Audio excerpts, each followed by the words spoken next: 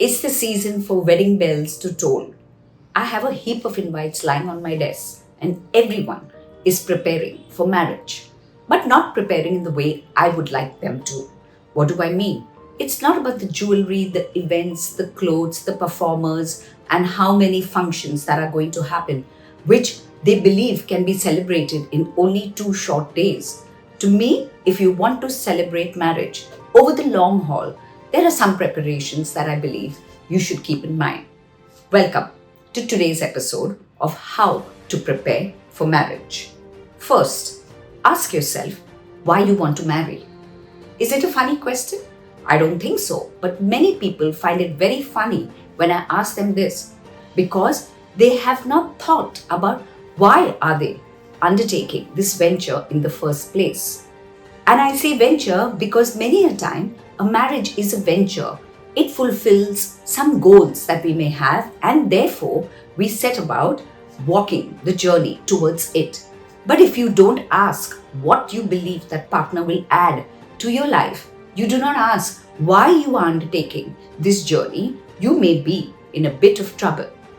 So sit with yourself and actually write down, what do you think this partner will bring to your life? Why do you think his or her presence will add value to hopefully your already valuable existence? If you know why you want to marry, I do believe half your challenges and difficulties will possibly be answered there itself. 2. Everything requires a trade-off in life. What is the trade-off that you're going to need to make to allow this person into your personal space? What do I mean? Today, when you are bringing a person into your life, there are going to be some tweaks and a little bit of adaptation that are going to be required from what you did as an individual personally, where you had everything available only to you. Now you need to accommodate, collaborate with the person who's going to enter that space of yours. Are you ready for it? Are you aware that there are going to be trade-offs in terms of sometimes time, finances, family, friendships? And if you are being unrealistic that, my life's going to remain the same, you may again get into trouble. So prepare again by enlisting for yourself the trade-offs that you will not be able to make, and make that clear to yourself and to your partner. But more importantly, ask what are the trade-offs that you will be happy to make. 3. Ask yourself the concept of love. What do you understand about love and loving? Is it about gazing into each other's eyes and looking at the stars? Maybe when you sit and write down your ideas of love, you will be surprised that you live in fantasy. And the reality of what love is possibly very different.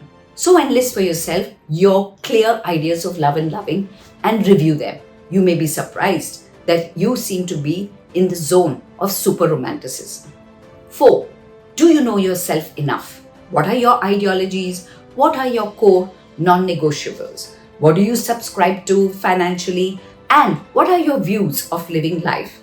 I do believe many marriages are faltering today because the people who are choosing are not aware of who and what they are.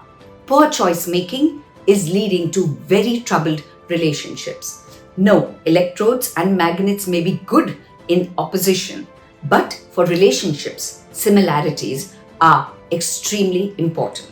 So keep these factors in mind when you prepare for your marriage, and it is not, again, about the jewelry, the events, the clothes, and what have you, but it is more about what are the goals that you have when you enter a relationship, what is the trade-off you're willing to make when you are going to bring in an intense, long-term, hopefully happy commitment. 3, what are your concepts of love and loving? And of course, 4, know yourself well enough to understand what you can and you cannot negotiate for and with. If you like what you hear, please do hit the like button, please do share my video, and of course, continue to write to me at varkha@varkhacholani.com. Till next week, it's goodbye and thank you.